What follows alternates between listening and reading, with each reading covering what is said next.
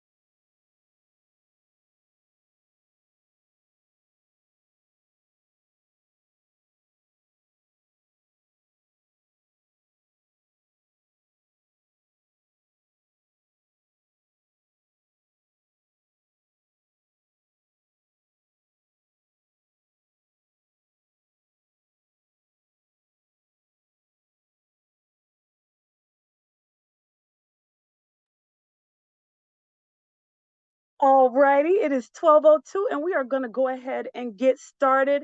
Welcome, welcome, welcome to the third annual Hiring Hacks. I am your host, Brittany Knowles, and I'm going to tell you a little bit about myself. First, I'm going to start with the descriptive description. So, specifically, I am an African American female. I am wearing natural twisted hair with blonde and red highlights. I am wearing glasses with a pop of red on my lips, just to give you some, you know, pizzazz, some je ne sais quoi. I wanted to make sure I dressed up for you all this wonderful afternoon. All right. So, as I said, welcome to our third annual hiring hacks, tips to getting you hired. Today, you're going to hear from two subject area experts in the recruitment space who will share best practices to help prepare you for your next interview and secure your next role. So, before we get started, I wanted to let you in on a few housekeeping tips, okay? So, closed captioning is enabled. If you'd like to turn them on, you can do so by clicking on the three dots to identify the More button on the bottom right of your screen. Once there, click Captions and Show Captions to turn them on. You can adjust the font size of the captions here as well, okay? We would love for this session to be interactive. And by love, I mean do it, okay? Now is the time to ask the questions that are important because we want you all to truly get a lot out of what is going to happen tomorrow. I'm going to tell you about that towards the end of today's conversation. But there's a special event happening. I'm hoping that you all are here because you're getting prepared for it. But if by chance someone didn't invite you, I'm going to invite you towards the end of the presentation so you don't want to miss it, okay?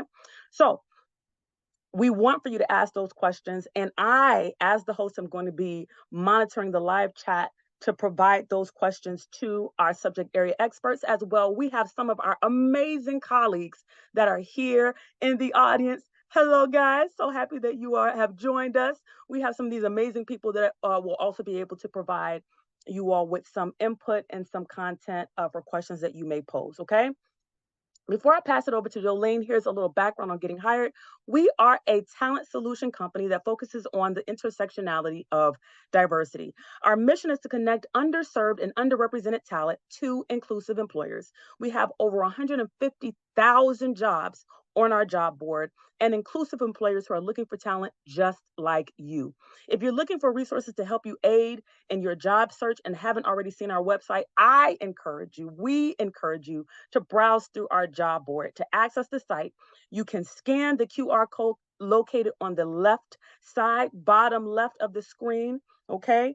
And with that, I'm going to turn it over to the amazing, the phenomenal, the awesome, the beautiful Jolene Martin. Thank you, Brittany. I'm not sure I can hold up to that, but thank you so much. Hi, everyone. Welcome to Getting Hired, Hiring Hacks. I am so happy you are here today.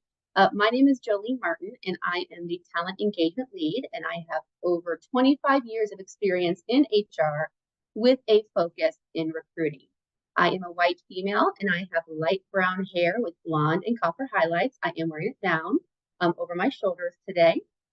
I am wearing a black and white striped short sleeve shirt, and I am so excited to share these tips with you. And I will now turn it over to Kenise. Thank you so much, Jolene. Hi, everyone. My name is Kenise Chaudhry, and I am the Community Partnership and Engagement Lead here with Getting Hired. I am a 20-something-year-old Bangladeshi female, and I'm wearing my hair down past my shoulders, and it's naturally black with brown highlights, and I have brown eyes. I am wearing a black top, and I have my nose pierced with a hoop on my left side, and I've been working in the staffing industry for the past 2 years. I'm super excited to teach you some tricks to get hired, and I'll also be one of your panelists today. So without further ado, let's get started. So let's kick off today's training with an overview of what the application process is from start to finish. Resume refresh. Creating or refreshing your resume is typically where you'd want to start, and it's best practice that you refresh your resume at least once a year to make sure that you're keeping up to date with any of the changes in your role or responsibilities as you grow in your current role or experience changes in your career. Once you've identified a position you're interested in, the application process, which is typically done online, will walk you through uploading and documenting any of your past experiences in what we call an ATS, an applicant tracking system. This is where recruiters and hiring managers can review your application. If your application is selected, the next typical step is for a recruiter to reach out to you, whether through email or text, and set up a time to discuss your background and the role you applied to in more detail. These conversations can be anywhere between 10 or 45 minutes, depending on the role and the company's interview process as well. Once you are pre-qualified by the recruiter to move on to the next stage, you're going to be meeting with the hiring manager for an interview. Again, depending on the process and the company, you might meet the hiring manager one at a time, or they may have you meet kind of like a panel where you're meeting with multiple managers. And then after the team has completed their interviews with all the selected candidates, a decision is made. Usually we'll hear back from the recruiter who will walk you through the offer and onboarding of your new role. So we have a poll for our attendees today that I'm going to launch right now. Thumbs up if you can see it, please and thank you.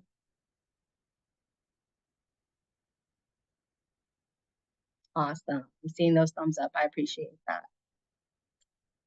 The question is, how long does a recruiter on average take how long do you believe a recruiter looks at a resume before making a decision? We have 3 minutes, 30 seconds, 7 seconds, and 1 second.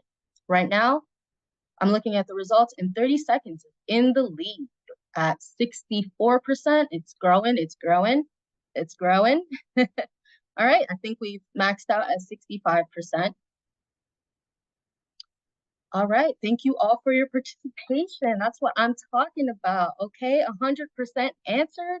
That's awesome. Thank you guys so much. I'm going to share the results so you all can see it as well. Awesome. Okay, on to our next slide, which will have the answer to this question. Boom. Studies show that resumes are looked at for an average of 7.4 seconds before a recruiter decides to move forward and contact that potential candidate. Thus, it's super critical that you're being efficient and smart when you're telling your story via your resume. Here are some tips to help. To start, objectives or statements at the top of your resume are not necessary. It can usually be repetitive and kind of tedious for you when you think about how often you may have to change these objectives or statements from application to application. Next, you want to ensure that you're putting all relevant and recent experience at the top page, starting with your experience, and then your education, and then skills or projects that you may have worked on over the course of your career. Now, let's address this myth. This myth is about having your experience be put on just one page. If you have more than 10 plus years of experience in the job market, you may have more experience than you can fit on one page. So feel free to utilize that second page if you have the experience to back it up and really let your experience shine. Denise, if you could mute yourself and then unmute yourself really quick. Yeah, not a problem.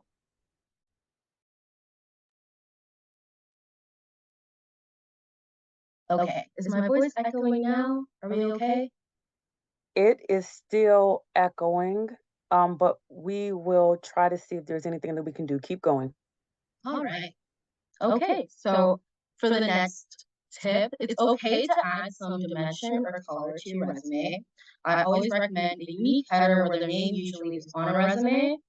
Whatever aspect you decide to be creative with, remember that it should be easy to read and digest as well as consistent. It shouldn't take away from the actual information that you're providing in your resume.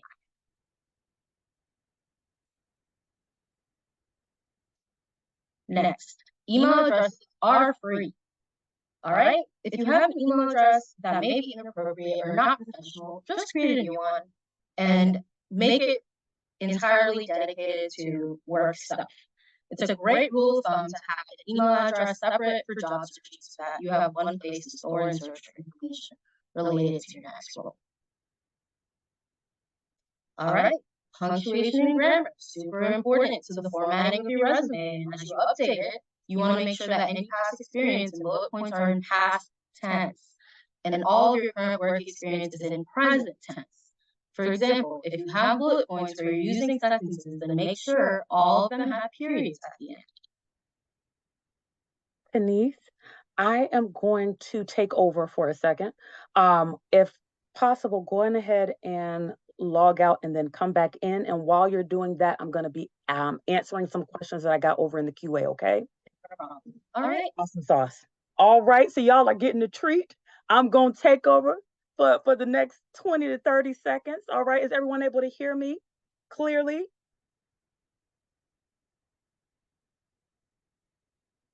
Awesome. I love that diversity of thumbs up.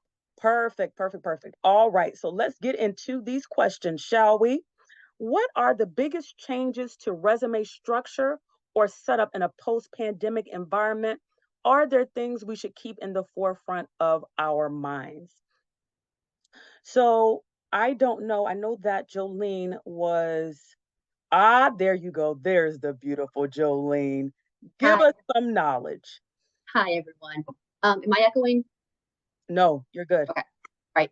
So that is a fantastic question. There are three different styles of resumes. There's chronological, which is where you're talking about your current history and it's kind of going down like that. But then there's also skills-based and combination. And if you look, or functional and functional and combination. And if you Google them, you'll see a functional resume is the best resume to go with when you are looking at if you're changing careers or if you are getting back in the workforce after a lot of time out. This has been one that I've talked to a lot of people who are struggling to get back into work after the pandemic. And I really coach them on looking at a more functional based resume because it talks mainly about skills and experience skills and other things you can bring to the table, and then it brings down to experience. I'm gonna see. I don't know if I can show a resume, but that would be the thing that I would recommend most is going to look at a functional resume or combination resume versus an exception. In a chronological resume. Awesome. Okay. Thank you so much for answering that question. And it looks like Kenise is back, but we're going to go ahead and give these last two questions and then turn it back over to her. Question number 2, any thoughts around video or audio resumes instead of written resumes? Would recruiters take me seriously? That is a good question. That is honestly one that I don't know that I have the answer to. I've never seen a video resume before. I know that you would not be able to submit a verbal resume or a video resume when applying online. Those all have to be paper because you have to be able to attach them in a PDF or Word format. So that's probably not going to work as well for you when you're applying for a position. Now, there will be times where you may do, quick phone video interviews where you'll be able to kind of share your experience in that aspect of it. Because a lot of companies now, I was just coaching somebody who was applying for Cigna, and they had to do a 2-minute video phone interview where they had to kind of share it. So I would kind of reckon it to like that. But on the average, when applying for jobs, I would really stick with the Word or PDF format. Awesome. And then last but certainly not least, because I know that we have our audience captured and engaged, and they're going to be asking us questions as we go along. But the last question before we allow Kenise to come back and inform us of all the wonderful insight that she has. Every time I apply, my resume gets lost in the black abyss. How do you recommend I prevent this? I have a disability and really want a job. That is a fantastic question. And if you can bear with us for just a couple of minutes, we are going to dive right into how you can make your resume stand out. Awesome sauce. All righty. So we're going to turn this back over to Kenise. Kenise, are I'm you going there? back on mute. See everybody soon. Here. Are we okay with the audio? Am I echoing? Not Awesome. echoing. Yay. That's amazing. Perfect. Thank you Awesome. for your patience. It's actually due to the weather. It's storming really bad out here. I appreciate your patience as we've been facing these audio challenges, but let's get right back into it. Last thing I had mentioned in terms of resume tips for punctuation and grammar, you want to make sure that you're being consistent. And next, you want to list your experience in reverse chronological order. So that means your most current experience first. And this ensures that the recruiter and hiring managers are seeing what you're currently doing versus where you started off in your career. And then my last tip will be never add personal information such as your social security number, your birthday, your citizen status, your full address. You want to make sure that when you're adding your location, you're keeping it very general to the city and the state you reside in currently. So for instance, on my resume, I have Metro Detroit because I am within the Metro Detroit area. All right, so what information should go under each position held? When considering what information should go into your bullet point, think about who, what you did, how you did it, and the outcome. This is going to provide the value add you've brought into the company and that you've worked for and what you've been able to learn and achieve. It's good to start every line with an action verb to get you started. Think about your daily activities and your role and how you can break into them. How you can break them up into individual line items. Demonstrated leadership over X amount of employees. Trained all new staff. Conducted inventory audits weekly. Streamlined our automatic reports and created spreadsheets for leadership. These are just some of the many examples that you can model when you are creating those bullet points for your resume. And then the best practice is that you have a minimum of 3 bullet points, but you usually want to have about 4 or 5. You want to make sure that you're giving a well-rounded picture of what your responsibilities were or are.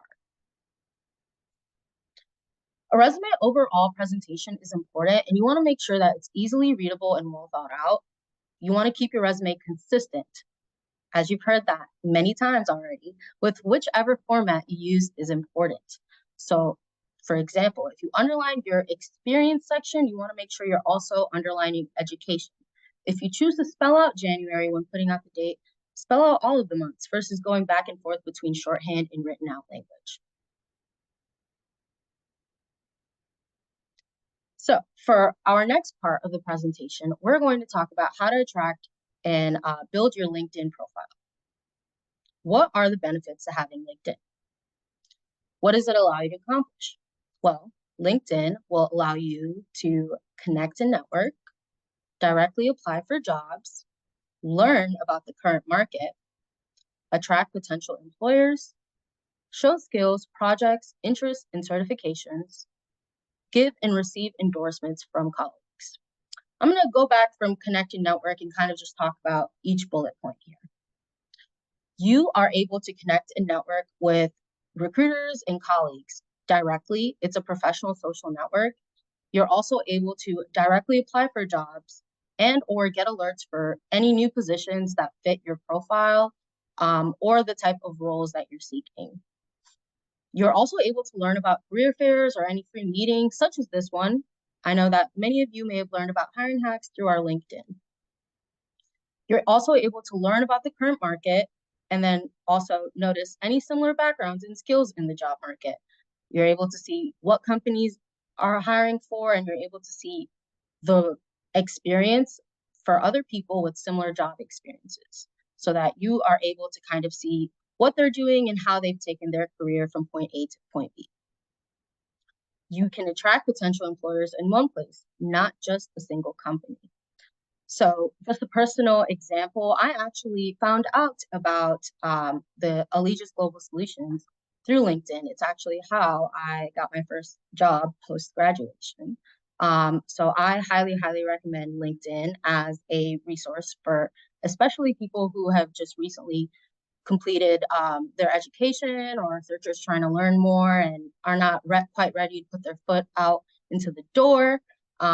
You're able to connect with so many people who have a lot of experience and able to make mentorships, friendships even. So definitely give it a try, especially because your profile goes a lot into more detail about you than just your resume. You can highlight your skills, your projects, interests, certifications, or learn about new ones because LinkedIn has many free courses that you can find. And then, of course, you're interacting with other professionals and employers, and they're also able to contact you, whether it's through the messaging, whether it's through the email that you provide to LinkedIn, to have other people connect with you. And lastly, you're able to give recommendations or receive recommendations and endorsements. And it's almost like giving a kudos for any skills that you've shown while at work, or any skills that you've shown at work, any moment that someone wants to recognize you publicly. That's something that LinkedIn is a great platform for on the professional end of things.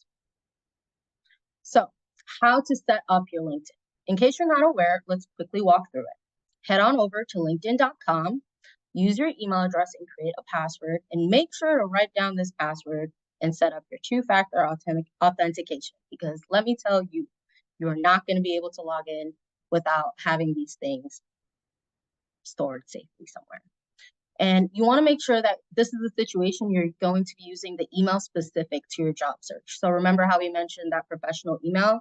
Yeah, you're going to want to make sure that you're using your LinkedIn account with that email, so it's all under one email in case you get any alerts, notifications, emails, etc. It's going to ask you to add your location, just city or state. So this is going to allow LinkedIn to categorize who you may want to connect with and what jobs are in your area. And it's also going to ask you to add a few interests. This helps with like the algorithm in your feed and what interests you most, whether it be technology, healthcare, animal activism, nonprofit orgs. So, and then to complete your setup, you will edit your profile and you can add in your education, certifications, volunteer work, anything related to your work experience. Whatever pictures you choose to use, just make sure it's professional looking and has only a photo of you and not a group photo. Connect with your colleagues and friends. Feel free to also connect with me. I'm always looking to connect with new people. My LinkedIn name is Kanish Chowdhury, and I will put it in the chat for you all later. Or you're going to see it in the next slide, because I wanted to show you one of the most recent features that LinkedIn has, called their hiring or open to work hashtag. The hiring you'll see on the recruiters and HR folks who are promoting their company's hiring initiatives, it's basically an invitation to connect with them. For those who are currently seeking a role, it's best to use the open to work hashtag. This is going to help recruiters and hiring leaders find you easily.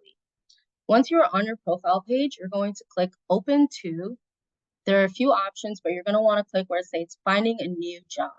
There's going to be a few questions about what you're looking for in terms of requirements or job preferences. But once you click complete, it's going to say at the bottom, add to profile. You're going to be all set from there, and you're going to have the ability to have companies know that you're seeking a new position. Before we move on to interviews, I am going to transition over to my partner, Jolene, to give her insights and expertise. Thank you so much, Denise, for all that fantastic information. I hope that everybody is really enjoying our presentation so far and really feel like they are getting a lot out of what we have to present. So let's talk about interviewing. There are 3 styles of interviewing. There's phone interviewing, video call, and then your in-person interview. And so let's break all of those down a little bit. So you've done your resume. You've got that picture perfect, ready to go. You have built your LinkedIn profile, so you know that if recruiters or hiring managers want to look at your profile after they've received your resume, they'll have that option. So you've got all that, you're ready to start applying, you go online, you're applying to roles, and you go into the talent acquisition system. So what happens from there? Once a recruiter finds your resume, the first step of an interview is going to be a phone interview. This is always, for 99% of the time, going to be with a company recruiter. So what are you going to want to do in order to be prepared for that call? You want to make sure you have your resume in front of you to recall any information that you might want to review. Your work history, you want to your work history, education, and along those lines. You want to make sure that you will have a strong signal and that you are in a quiet place, free of interruption. If you're taking your interview at work and you have a private conference room that you can go into, that's great. If you have to go into a car, that's fine as well. Just please make sure that you're not driving while you're taking your interview. And I would also recommend, if you're in the car, kind of leaving the parking lot from where you're at in regards to work relations, so that if people from work are driving by or walking by, they don't kind of wave and distract you, or there's not a lot of noise in that area. So you always want to try to find a quiet area to conduct the interview. So for video, you want to make sure, again, that you have your resume in front of you. You want to make sure that you are, once again, in a place that does not have any distractions and a strong signal. You will most likely receive the link for the video interview within 24 to 48 hours prior to that call. You want to try to test that link to make sure that you can get to it. There are a plethora of new technology that people are using. There's Blue Jeans, there's Greenhouse, there's Zoom, there's Teams. There are probably some that I've never heard of before. And so there's a lot of different ones out there. Some may require you to download it, and others may just be able to kind of go through a web link. So you want to make sure that you have access to that link. You want to have the recruiter's information handy, just in case anything goes wrong with the link or you can't get in. You want to let somebody know as soon as possible so that the team doesn't think that you did not show up for the interview. You want to make sure that you're dressed for success from the waist up for whatever the camera can see, because you do want to make sure that you are presenting your best. I would keep a notebook on hand just so you can jot down things, so you can look at it and have things to remember and recall from during the interview, and have some water just in case you get a little bit nervous and you need to kind of have a little distraction of taking a quick sip before you kind of move forward. In person. Now, a lot of these don't happen anymore. I'm sure there are some companies, as the world is starting to kind of get back to a post-pandemic place where there are more and more people going back to the office. So in-person interviews may be happening more frequently. You want to make sure that you have the address for the business of where you're going. I recommend, if you have the chance, I recommend driving to the location the day before or a couple of days before, depending on when your interview is. You want to be able to gauge how far it is and what traffic might look like. But keep the recruiter's number handy and possibly the hiring managers, just in case you get lost. You want to make sure that you have that number so you can call and say, hey, I'm running late, I'm stuck in traffic, or I can't find the building, I'll be there soon. Just again, so if you are late, you've at least called to notify them so they have that idea that you're going to be doing that. You want to, again, dress professionally. I would bring hard copies of your resume with you. Yes, I know that everything is in a virtual world right now and resumes are easily able to be printed off, but I can't tell you how many times I've gone into an interview and the hiring manager didn't have the resume because they were running from one meeting to another and they forgot to grab it off their desk, or they forgot to print it off, or for whatever the reason may be. And so if I have extra copies, I will give them to the hiring managers so we can continue with the interview process. But I always recommend being prepared and having additional resumes, just so you can say, you know what, would you like a copy of my resume? Now they may say, no, thank you, I'm good. Or they may say it's different than the one that you submitted. But always have one with you, just so you're prepared. And again, you want to make sure that you have bottled water just in case you get nervous, and your notebook with notes on it that you can help you remember things, or that you can write down as you're going to the interview. You want to practice in front of a mirror, practice talking to yourself in front of a mirror, practice with a friend, videotape yourself recording. Most people have smartphones now with a recording feature. Videotape yourself and then watch it back so you can see how you present yourself in the interview. You can listen to how you answer questions, and you might be like, I never realized I thought about it, or I answered that way. Let me see if I can reframe it up. Or you might be like, yes, this is perfect, I'm ready to go. And so that's a little bit about how the interview process will work. Next slide, please. Okay, let's talk about the do's and don'ts of interviewing. You want to research the company and the interviewer if possible. And I recommend looking at LinkedIn, or going to review the company, going to the company page and looking over the company. What do they do in the community? What are their values? What is their vision? Just so you can go in and be prepared to talk about that. If they ask you, why do you want to work here? Or what do you know about our company? You can say, well, in looking at your LinkedIn company profile or on your website, I noticed that, because I can almost guarantee it, the recruiters or the hiring managers will have reviewed your LinkedIn profile. And so kind of take a look at their LinkedIn profiles to get an idea of who you're going to be meeting with. And so maybe you can say, oh my gosh, I realized that you went to Ohio State. I went to Ohio State. And you kind of can have that maybe connection. So just kind of look them over and see what you can learn about them from their LinkedIn profile. You want to review the job description. What are the responsibilities? What are the qualifications? Because you want to be able to speak to how your experience can fit into that. Again, make sure your resume is available, especially if you're going to be in person. It's a great reference for you to kind of talk through everything. And again, you want to make sure that you are professionally dressed for an interview. Even if the company has more of a relaxed policy, you want to make sure that you are presenting your absolute best. You want to put your best foot forward. This is going to be your one time to make an impression with the company, and you want to make sure that you leave with them knowing that you're the best possible person for the role. You want to observe the interviewer's engagement level. And what I mean by that is interview questions people can go on tangents, or they can get lost in a wormhole, rabbit hole, and the answer can go on.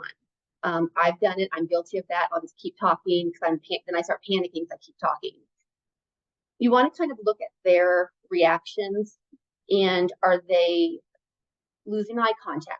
Are they no longer writing notes? Just kind of be aware of these subtle cues so that you can be, oh, okay, I kind of need to wrap up. My recommendation is interview questions should be roughly 2 minutes. So let's talk about the don'ts.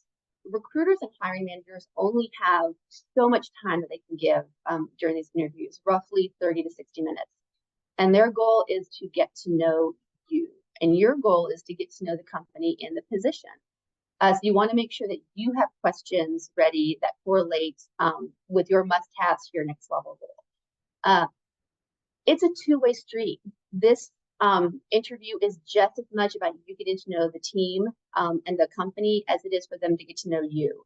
You may think that this is a great opportunity and you just might not connect with the hiring manager, and that's okay. Then maybe this isn't the right role for you. So just know that going in, know that you're going in to learn more about them as well as they are getting to know you. So you want to make sure that you have enough questions that you can do that.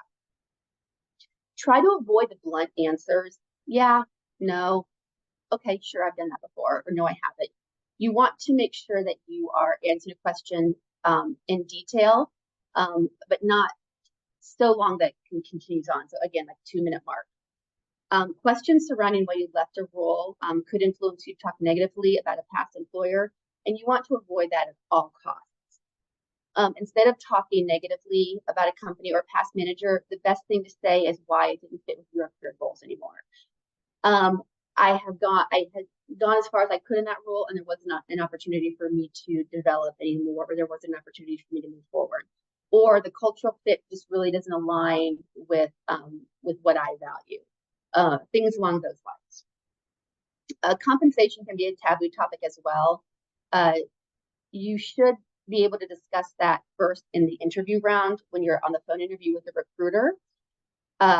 If the recruiter doesn't mention it, you can ask the recruiter at the end of the interview, hey, kind of want to follow up. What does compensation look like for this role? They may be upfront with you, or they may say it's going to be a range. If the recruiter is unaware of the compensation, we'll ask the hiring managers for it, but you want to avoid anything regarding compensation, benefits, perks, anything along those lines in the interview. You want to keep the interview solely based on your experience and then what you can bring to the table, and leave all that housekeeping, vacation, 401k, benefits, all of that for the recruiter the next time you have that touch base. And if you want to know about the market, if you're unaware of that, visit Glassdoor. And they can give you an average salary for what the base, the location, the job title is. But just keep in mind, that's an average. That's not guaranteed. That's just an average of what that might look like within the organization. Some companies are going to pay higher. Some companies might pay a little bit lower, but it'll give you a good range of what companies are going to be paying for that position. Next slide, please. Awesome. So let's talk about interviewing questions. Interviewing questions can be stressful. Trust me, I know. I have extreme anxiety. And so whenever I'm preparing to interview for a role, I really have to think about how I want to approach it and how I want to get prepared so that I don't fumble or that I don't look like a deer in the headlights when they're asking me a question. So it's always best to come prepared with the STAR method. This is an open-ended question, such as, tell me about a time that you worked for a difficult client and how was it resolved? The STAR method allows you to tell the story. What was the situation? How was the task? How did you count it? And what was the task that needed to be involved? What was the action that you took? And finally, what was the result after that? Commonly asked questions are meant for you to paint a picture of your experience on the job. And when asked the question, stick to the behavioral-based style, which is also known as VAR, or the STAR method. And this will help prepare you to tell us about the real life situation you encountered at work, how you handled it, and what the end result was going to be, and what you learned from that. Be honest, be truthful. If you don't have an answer, it's okay to say, you know what, I've never had that situation before. But if that did come up, this is what I would do. If you don't understand the question, ask for clarification, and the interviewer should be able to rephrase a question in a way that you would understand. And that's okay. Just, can you repeat that question for me? Or I'm really not sure what you mean by that. Can you expand a little bit more? Keep your answers concise and focused. Give self-awareness answers, like an opportunity or a weakness. Be truthful in how you state that you are working through it. Avoid using language that you might be blaming others for the bad experience or missed deadlines. I don't like the word weakness. I don't like the connotation that it has. And so I always, whenever anyone says, hey, you know, what's one of your weaknesses? I'll say, well, my opportunity is. And one of my opportunities that I've recently learned is with my anxiety, I say I'm sorry a lot, even if it's not my fault. I'll always I'm sorry, I didn't mean that. And so a more appropriate way for me to respond to that, as some advice that was given to me, is thank you for your patience. Thank you for your patience with me on this. So these are things that I know about myself. These are things I'm always constantly working to improve on. And so when you're asked about a weakness or an opportunity, tell them what it is, but also tell them what you're working on to work through that. I would really avoid buzzwords like I'm a perfectionist or I don't know how to delegate. They want more concrete examples. I'm not really good with time management, but I make sure I have calendar invites for everything. Or I, I tend to talk with my hands a lot, and I know that can be distracting in meetings, and so I'm working on that. Some just real specific examples where you can give ideas of how you're working through that. Now, again, as we talked about before, two-way street. What do you want to know?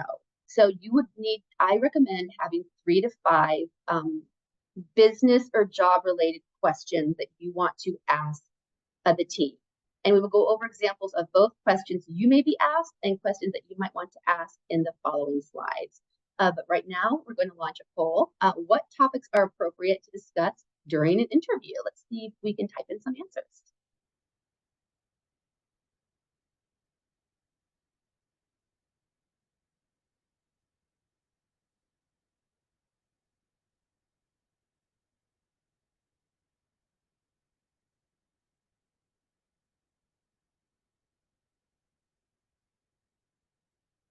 Okay, do we have any answers coming up? I can't see the poll.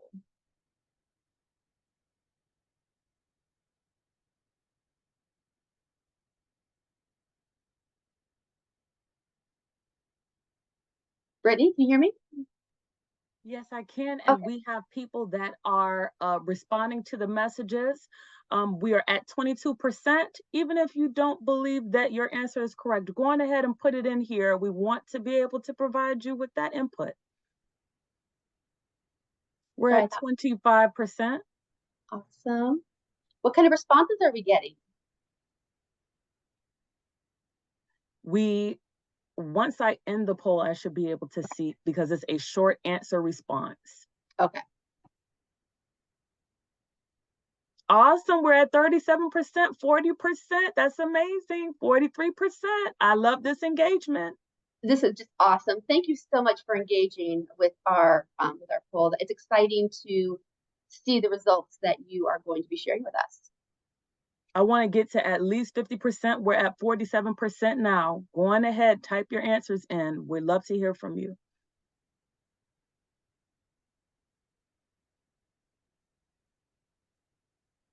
All righty, we're going to go ahead now.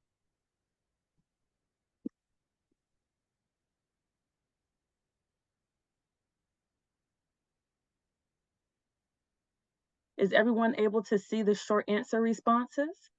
No, I can't see it.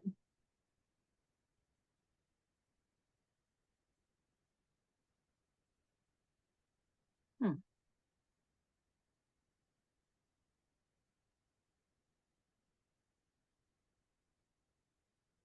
Okay. So you should be able to see your responses on that end. Okay. So these are just some of the responses that your fellow talent and future employees are putting in. Go on ahead, Jolene. Oh, I can't see anything. Oh, Yes, it showed for the participants, but we okay. weren't able to see it. Okay, No awesome. worries. Okay, if we can move on to the next slide.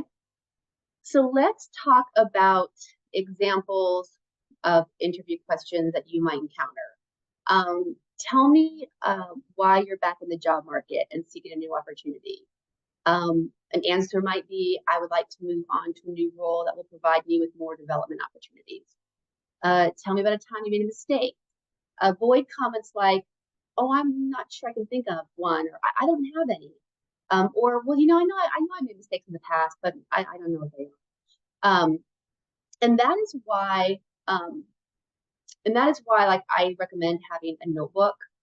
I write down buzzwords for anything that I might be asked. So when we're trying a mistake, I would write down what my answer, like a buzzword, what my answer would be, so that it would trigger in my brain what I wanted to say. So an example might be early in my career, I missed a deadline, which cost us a big account. There were a lot of factors involved, and ultimately what my mistake was. And from that experience, I learned that what I can control and what can be changed. And at the time, I wasn't as organized as I thought I was. And I worked with my boss and asked for feedback and suggestions on how I can move forward to make sure that kind of mistake didn't happen again. So those are the kinds of answers you want to be able to answer and have that kind of in-depth response. As a recruiter, a lot of times I get, well, I really don't make mistakes, or maybe I did this one time, and I will push back and I'll say, you know what, you've been in this industry for a really long time. I said, can you think about a time maybe where you might have done something like this, just to kind of get them to think through that, just so I can get a response from them. And sometimes I'll say, you know what, we'll come back to that question. What would you consider to be your biggest challenge or weakness? Time management. And again, how are you working through that? What are you doing to kind of make that, to kind of work on through that to make that better? And again, you want to avoid passive yes or no questions. I see you live about 30 minutes away. Does this commute work for you? Yes. In my last role, I commuted about 45 minutes each way. So this would be even closer. Or, you know what? Yes, absolutely, no problem. I love true crime podcasts, and so the drive will allow me to listen to a couple of episodes, or the drive will help me decompress from my day so that when I get home, I can close the door and work and just be present in my at home. So it's a good work-life balance. Okay, next one. All right, post-interview follow-up questions. So this is going to be where you want to talk about questions that you want to ask the interviewer. What does a typical day look like? What upcoming projects are you most excited about? What are some of the biggest challenges faced in this role?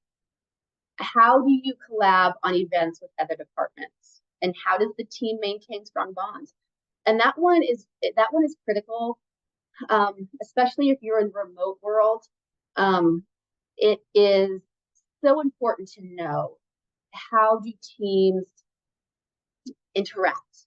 How do teams work together to make sure that they're staying connected? For us, we have weekly meetings. We have touch bases with our leaders, with each other, just so that we can stay connected. Because working in a virtual world can be challenging sometimes. You can sometimes feel like you're alone on an island. So that's important to know how they maintain strong bonds. What is your favorite part about working here? One question that's not on here that I've recently heard about that I think is a pretty good question is, what was the last company suggestion that was implemented within the company? So what was the last employee suggestion that the company implemented or the department implemented? Because that gives you an idea of if they're taking ideas from the team, if they're listening to what their team has to say. So that's another kind of fun one, to kind of get to know the team or get to know the leaders and see how much they value feedback from the associates. So post-interview steps, what does that look like? Next steps. So after the interview is done, you'll want to send a thank you note. If you were on a panel, I would send each individual panelist a thank you note. It can be the same note, but just specified to that person. Dear Jolene, dear Brittany, dear Kenise, thank you for the opportunity to meet with you regarding this role. Now, sometimes hiring managers won't give out their emails, and so you might have to send that directly to the recruiter, and ask the recruiter, you know, the interview went great. Please forward on the email please forward on this thank you email to the hiring manager to show my appreciation for the role. If you do have the hiring manager's email address, then you can send it directly to the email, directly to the hiring manager. And follow up. Before you leave the interview, one of the last questions that I would ask is, what do next steps look like? When can I expect to hear something on next steps? And then kind of follow up within that timeline. If they say, you know what, we don't think we'll have a decision for a week, then wait a week and go ahead and reach out to the recruiter and say, hey, just wanted to follow up on, my interview. I'm super excited about the opportunity. Is there an idea of what next steps are going to be, what they're going to look like? So that's a little bit about the interview process, follow from the thank you notes. And before I turn it over to Kenise, I do have a couple minutes, and so I just want to talk about individuals like myself who suffer with anxiety and what we can kind of do to help kind of work through those the interview process. One thing that I always recommend is having a pen or a stress ball or something that you can just use, that you can just hold in your hand if it's, in your lap, and just kind of use the motion. For some reason, it's a sensory motion and it helps calm your nerves a little bit. So paper clips, pens, stress ball, anything that you can hold in your hand, and then you can just kind of use your fingers to kind of manipulate it in a little bit. That will help calm your nerves. Having water, that's my big Stanley right here. Having water with you that you can take a sip during the interview if you're feeling a little stressed, or if you're feeling where you don't know how you're going to answer the next question. Now, a lot of times, a recruiter or a hiring manager is going to ask you a question that you're going to go blank on, and you're not going to immediately think about it. Here's my tip to handle that. What I suggest is saying, wow, that's a really great question. Can you give me a moment to think about that? And then you can pick up a water and kind of process yourself. It's not going to give you a lot of time, but it's going to give you a time to hopefully kind of settle your nerves, calm yourself, and you're not just staring at the recruiter or the hiring manager and not know what to say. Because I've been there, I've done it. Anxiety in your interviewing is nerve-wracking enough as it is. And when you have high anxiety, this girl here, it makes it harder. And so I think it's important to know those little tips. And I'm not joking. The notebook helps immensely. And I would just write buzzwords of things that I want to say. And so I can look down at my notebook and say, oh, this, and then I can kind of spiel into that. Or they may say, what's the biggest project you've ever worked on? I can just write project and then the title, and that will kick in for me. So those are just some things. Now, not everybody suffers from anxiety. Not everybody gets nervous during interviews, but it's a stressful time. And anything that we at Getting Hired can do to help alleviate these nerves, help kind of make you feel successful and ready to take that step, we are here to do. And with that, I'm going to turn it over to Kenise to wrap us up. Thank you so much for joining us today. We are so excited to have you here. And I really hope that everything we shared is beneficial for you and helps you in your next steps. Thank you so much, Jolene and Kenise. You all did an incredible job. Just wanted to shout you all out. I know that we said we were going to work on those questions that were posed in the chat as well in the QA feature. But before we do, I know there are certain people that may not be staying around or sticking around for QA. So we have a few announcements. Remember, in the beginning of this amazing presentation, I said that I wanted to personally invite you to something amazing. Well, right here on your screen is exactly what I'm inviting you to. Tomorrow, everyone, tomorrow is our August career fair, August the 24th, 12 p.m. to 3 p.m. Eastern Standard Time. These are amazing companies that are looking for you. So make sure that you are registering for this event that is going to be held when? Tomorrow. And what time? 12 p.m. I'm glad you asked. Okay. Then next on the next screen, I want to also personally invite you to be one of our extended family over at Getting Hired. All right. As I said before, we have 150,000 job posts that we have as part of our job board, and we would love to support you in your career journey. So with that being said, make sure that you click this link right here just to connect with us. We would love to support you. And with that, I'm going to get right on over into the QA. So my wonderful subject area experts, don't jump at the same time for these questions because they're pretty good questions, all right? If we don't need an objective, should we put a summary of our experience or something at the top to begin the resume? Anyone can answer that question. Yes, I prefer to stay away from objectives because objectives is just that, it's an objective. It's normally pretty simple to become a shift supervisor at CVS. They already know that. They already know that because you've already applied to that role. So they already know that that's what you're going for. With objectives, sometimes people get very excited about roles and they just start sending out their resume and they forget to change the objective. And so people who are at Walmart are going to be getting a resume that says this person wants to work at CVS, and that person's going to automatically go in the no pile because the recruiter is going to say, "Oh, this person didn't doesn't have a lot of detail oriented because they didn't notice a mistake."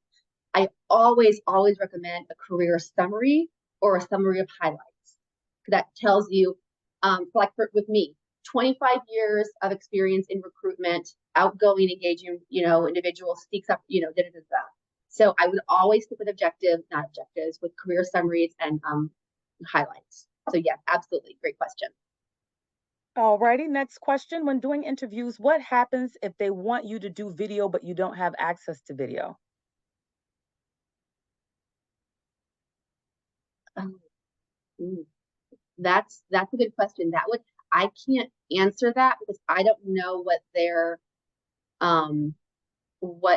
philosophies would be on that. If it's a video, because they may say, is it possible for you to go out and get a camera?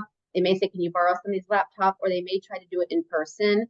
But I don't know what or can you use your phone if you have, because most individuals have video capability on your phones.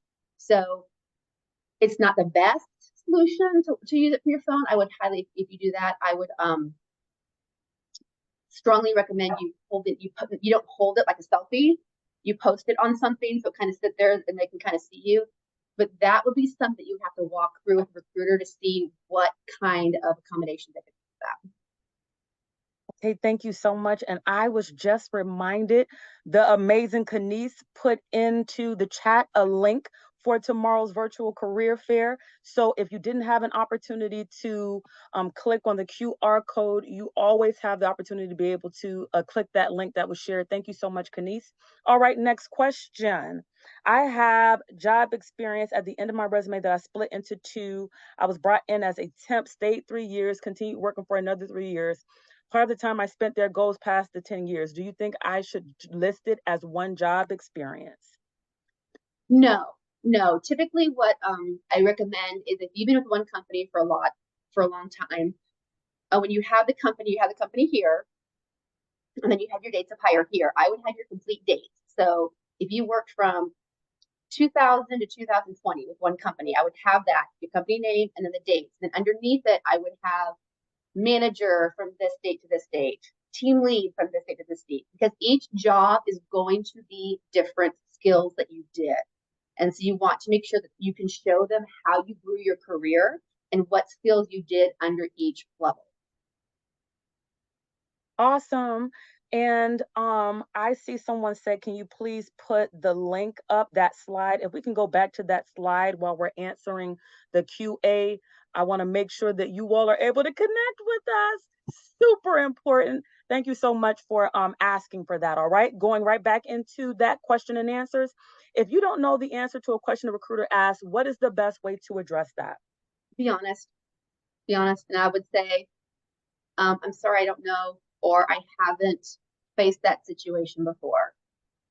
And then they might ask you a different question, or they might say, well, if you were in that situation, or if you had to face that situation, what would you do? And you could answer it in a hypothetical. But I would 100% be honest, because they are going to appreciate the honesty. They wouldn't want you to make something up on that. So just 100% honesty. I'm so sorry, I haven't had to deal with that situation. But if I did, I could maybe handle it this way. All righty. Is it necessary to mention my disability in my resume? No, I mean, that you don't have to. That is totally 100% up to you on when you want to share that information. Awesome. This is going to be the lightning round. I got 4 more questions and we're going to try to get these done ASAP. Okay. Do you have any knowledge of someone actually getting hired through LinkedIn? Yeah, I can definitely speak to this one. My experience with LinkedIn, I initially, prior to graduating, I had went in and updated my profile to be more relevant towards the roles I was seeking, whether it was applying to or just connecting with recruiters. And a recruiter reached out to me after taking interest in my profile. And the conversation started on LinkedIn, but it eventually left the platform. And we were communicating through phone calls as well as emails, and an interview was scheduled via email. So it can start on LinkedIn and the process can kind of take you through the application process. But it is possible for people to connect with recruiters with open roles and kind of start off the application process from LinkedIn. I hope that answers your question. Thank you so much. Next question. Do you have getting hired in a WhatsApp group so I can receive regular latest updates from that group?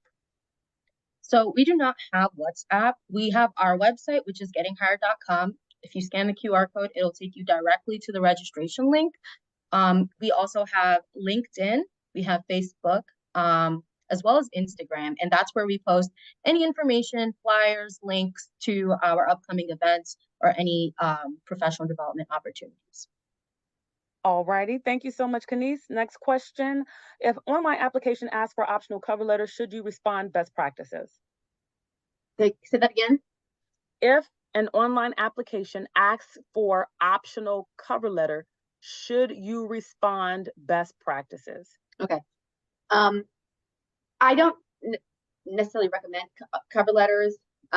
Most recruiters honestly aren't really looking at them because they have 7.4 seconds to that they're looking at resumes. Cover letters, you can say in a cover letter what you can say in a career summary. And so I would always opt the career summary over the cover letter, because I can't guarantee that a recruiter is going to look at it. I would also jump in here and say that it also just depends on the organization and a lot of nonprofits, for instance, they may closely examine that cover letter as opposed to just your resume because it may provide them more insight into the passions that you have or the interests that you have that may not be captured on your resume. So really it just depends, but you know, you just want to be cognizant. You want to ask the recruiter, you want to ask people who are at that company, like if it's actually a relevant piece to your application process, because you don't want to be counted out. You definitely want to know all the information that you can. And although I'm not a subject area expert, I'm going to put my little 2 cents in there as well. If a company asks you for one, do it. Period. Yes. The question had said something about being asked for it. I wouldn't be asking anyone about it. If I'm trying to get a job and they ask me for something, I'm getting it. Okay. Last question, y'all. At 102, we're making good time. I'm facing a bit of uncertainty here and thought your advice could be really valuable. I've had contact with a recruiter and my profile has been shortlisted for a position. However, despite reaching this stage, I haven't received any updates about the next steps. I reached out last week and was informed that a response would be provided on Monday. It's already Wednesday and I haven't heard anything. What would you recommend I do in this situation? I'm unsure how many follow ups would come across as appropriate and professional. Your insights would be greatly appreciated. Okay. Would one of you try to take it? Do you want me to take it? I can definitely jump in here and say, considering that it's past the time that they kind of told you to expect an update, there isn't any issue with kind of going back and just saying, hey, just circling back to see if you have any status update on my application. I really think the interview went great. I'd love to hear any feedback. 2 to possibly even 3, depending on the stage that you're at with the offer once extended. But rule of thumb for myself, I usually do 2 follow-ups if I haven't heard back by the expected time. And I look at it as I give a person a week beyond that point. And so if they said they were going to get back to you by Monday, then I would reach out to them on Monday. So it's not giving desperation. But that is a personal choice, just a thought. Okay. That was the last question, but we got a comment from one of our wonderful attendees. I was told that a lot of companies use an AI screener for cover letters and resumes. They recommend cover letters to help you get through the screener. Thank you so much for sharing that. And thank you so much for those of you that are already saying thank you in the chat. We have enjoyed you all immensely. Thank you so much for joining us. We hope to see you all tomorrow. Stop by our booth. We have a Getting Hired booth, and we're going to be there. These wonderful, amazing recruiters will be there to provide you with additional last minute feedback, answer any questions that you may have. We don't have any job openings at Getting Hired. So don't come in thinking that you're going to be able to get a job and be able to work with Kanice and Jolene. But it is an opportunity for us to be able to continue to give you the insight and the input that you all need. All right. We thank you so much and we look forward to seeing everyone tomorrow. Bye, everyone. Bye, everybody.